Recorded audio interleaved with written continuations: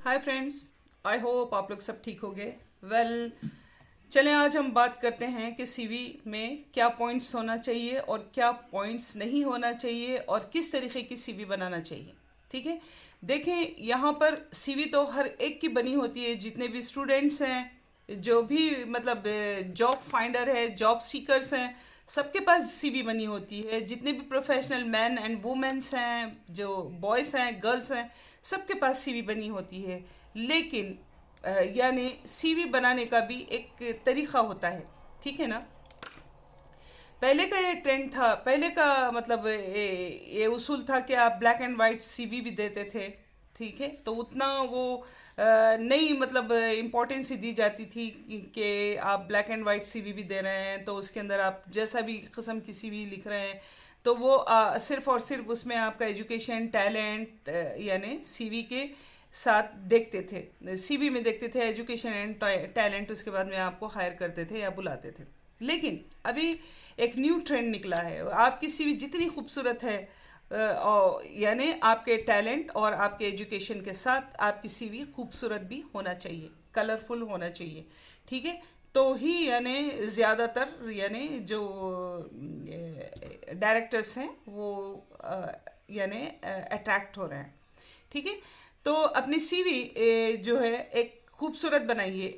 ये सीवी के मॉडल्स आपको गूगल से मिल जाएंगे। गूगल पे आप कॉल की मतलब टाइप कीजिए कि how to find free models of CVs तो उसके अंदर आप सारा मतलब आ जाएंगे, साइट्स आएंगे, तो आप उसमें से कोई भी आप शॉजी कर सकते हैं। उस साइट्स में से काफ़ी ऐसे साइट्स हैं कि आप पहले सारा सीवी फिल्ड कर देते हैं, बाद में जब आप उसको प्रिंट आउट करना चाहते हैं तो या सेव करना चाहते हैं तो फिर वो पैसे मांगते हैं।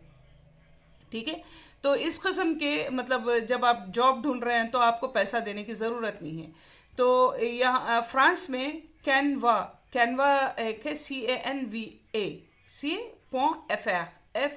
Okay, .fr।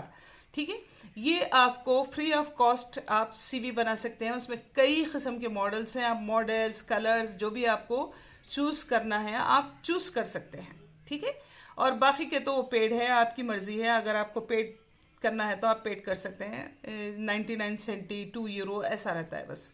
ठीक है, फर्स्ट थिंग। सेकेंडली मैं यहाँ पे बताऊँ कि आपकी जो सीवी होगी वो सिर्फ और सिर्फ 2 पेज की नहीं होगी, क्योंकि अक्सर लोग 2 पेज की देती हैं सीवी।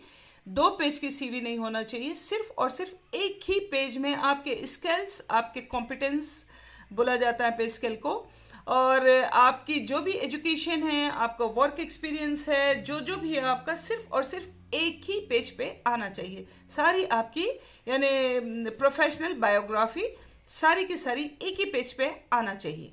ठीक है, ये हो गया।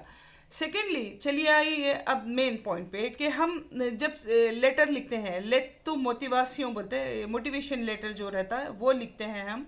और जो मोटिवेशन लेटर जो होता है, लेट तो मोटिवासियों जो लिखते हैं, वो हमें सिर्फ और सिर्फ उसके जो पैराग्राफ होते हैं वो पैराग्राफ सिर्फ और सिर्फ 4 या 5 से ज़्यादा नहीं होना चाहिए। लंबा लेटर यानी जो आप लिखते हैं ना, ये हम करते हैं, वो अक्सर सारी हिस्ट्री लिख देते हैं लोग।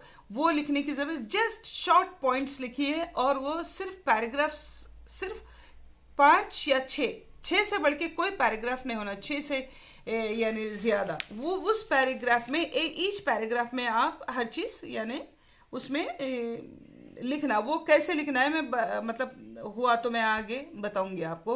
जो नए कॉमर्स लड़के, जो स्टूडेंट्स लड़के हैं जो नए हैं, उनके लिए मैं एक्चुअली ये वीडियो कर रही हूँ। जो सीनियर हैं वो तो उनके पास देजा है और उनको काफ़ी एक्सपीरियंस है इस चीज़ों का।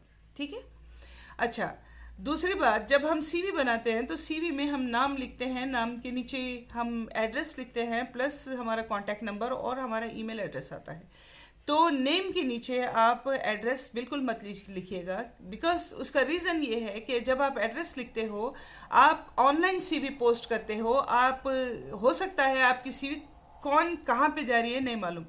फिर वो जो भी डायरेक्टर होता है वो एस्टिमेट करता है, वो एस्टिमेशन लगाता है कि भाई वो एरिया देख के पढ़ के कि भाई ये तो हमारे एरिया से अगर ये पब्लिक ट्रांसपोर्ट भी लेगा या लेगी या अपनी खुद की गाड़ी भी है तो इसको हमारे पास आए तक 1 घंटा लगेगा। ठीक है। और फिर ये डर भी जाते हैं वो लोग कि अक्सर जो है स्ट्राइक्स होते हैं, मैं यूरोप की बात कर रही हूँ, अक्सर स्ट्राइक्स होते हैं यानी ट्रांसपोर्ट स्ट्राइक्स होते हैं जो, तो वो लोग हायर नहीं करते हैं और ये वो लोग प्रियोरिटी देते हैं जिसके पास गाड़ी है, वो भी सेकंड ऑप्शन में आता है।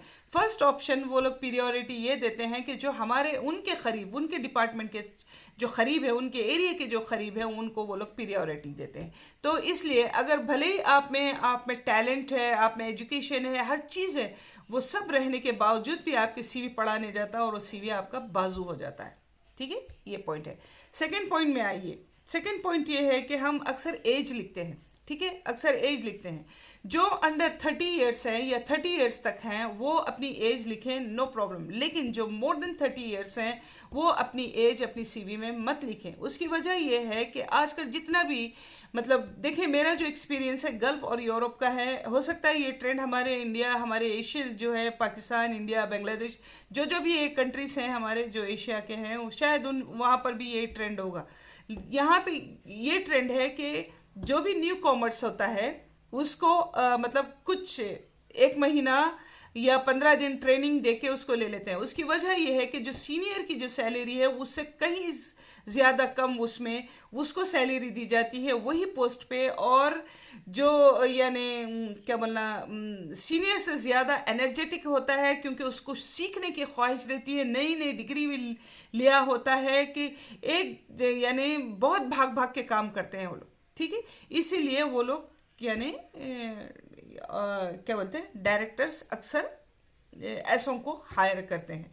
हाँ, जो हायर पोजीशन पे, जैसे कंस्ट्रक्शन फील्ड है, जैसा जो ऐसे फील्ड हैं, जो इंफॉर्मेटिक फील्ड है, जो क्या बोलते हैं कंप्यूटर इंजीनियरिंग, ये जो है, ये इसमें आप जो एक्सपीरियंस्ड है प्लस एजुकेशन वो देखा जाता है। बाकी के नहीं, बाकी अगर लेते भी हैं तो असिस्टेंट में लेते हैं, मतलब उनको डायरेक्ट नहीं दे देते हैं। ठीक है, ये इन पोस्ट पे। सेकंड चलिए अब थर्ड पे आइए। थर्ड ये है कि जो हम स्किल्स लिखते हैं, जो कॉम्पिटेंस बोला जाता है, स्किल्स में आप ज़्यादा तवज्जो दें। स्किल्स में जो आपके स्किल्स हैं वो लिखिएगा, आप किस टाइप के हैं और क्या करते हैं, जो भी आपके स्किल्स हैं वो लिखिएगा। और यानी क्योंकि वो जो स्किल्स होते हैं आपका प्रोफेशनल क्या बोलना चाहिए, सारा आपका बैकग्राउंड, जो भी आप किस टाइप के हैं, किस नेचर के हैं सारा, और किस टाइप से आप हैंडल करते हैं, क्या आप में एबिलिटी है, आप किस मतलब ये सारे वो देख लेते हैं। उसमें देख के फिर स्किल्स पे ज़्यादा तवज्जो देते हैं और वो आपको हायर करते हैं। अब आइए आप मेन पॉइंट पे। मेन पॉइंट ये है कि देखें, अक्सर हम काम करते हैं जो काफ़ी कंपनीज में काम करते हैं हम डिफरेंट। कभी कभी ऐसा आता है हम डिफरेंट प्रोडक्ट्स में काम करते हैं, हम डिफरेंट फील्ड में काम करते हैं, लेकिन जो कंपनी में हम सीवी भेजते हैं, फॉर एग्जांपल वो कंपनी है कोई एक प्रोडक्ट की, फॉर एग्जांपल वो कंपनी है कोई जनरल ट्रेडिंग, चले मैं एक बात कर रही हूँ, जनरल ट्रेडिंग की कंपनी है, आपने पहले एक्सपीरियंस है, आपने जनरल ट्रेडिंग में किया है, 3 महीने काम किया है, वो भी आप सीवी में डाल देते हैं, तो ये बिल्कुल यानी गलत है। एक सीवी आप जनरल सीवी बनाइए जो अपने पास रखिए, और जब भी आप कोई पोस्ट के लिए आप अप्लाई करते हैं हमेशा अपने सीवी को मॉडिफाई कीजिए, हमेशा अपने सीवी को एडिट कीजिएगा। फॉर एग्जाम्पल अगर आप कोई जनरल ट्रेडिंग में आप दे रहे हैं तो आप यही फोकस कीजिएगा कि जो आप 3 महीने की, देखें आप 100% सही भी नहीं लिख सकते सीवी में, अगर 100% सही भी लिखे तो तब भी आपकी मोबाइल में जाती है, यानी कचरे में जाती है सीवी। तो उसके अंदर जो है आप जनरल ट्रेडिंग आप जॉब अप्लाई कर रहे हैं वो लिखिए, उसके अंदर जो एक्सपीरियंस जो आप जनरल ट्रेडिंग में काम किए वो लिखिए, और जो उससे रिलेटेड एक दो कंपनी से उसका काम लिखिए और उसी पे ज़्यादा फोकस डालिए, उसी में ज़्यादा पॉइंट्स डालिए। अक्सर वो लोग जो देते हैं ना, आप देखिए ऑनलाइन पे वो लोग अपने वो बताते हैं कि हमको क्या रिक्वायरमेंट है, वो रिक्वायरमेंट पढ़िए और वो पॉइंट्स उनमें डालिए, क्योंकि आप बेजा काम करे होते हैं, आपको एक्सपीरियंस होता है, तो आपके लिए कोई डिफ़िकल्टी नहीं है वो। ठीक है, तो इस किस्म के ये टेक्निक्स हैं, तभी आपकी सीवी शॉर्ट लिस्टेड हो सकती है। अदरवाइज आपकी सीवी जो है सिवाय कचरे में या बाजू पेंडिंग के और कोई मतलब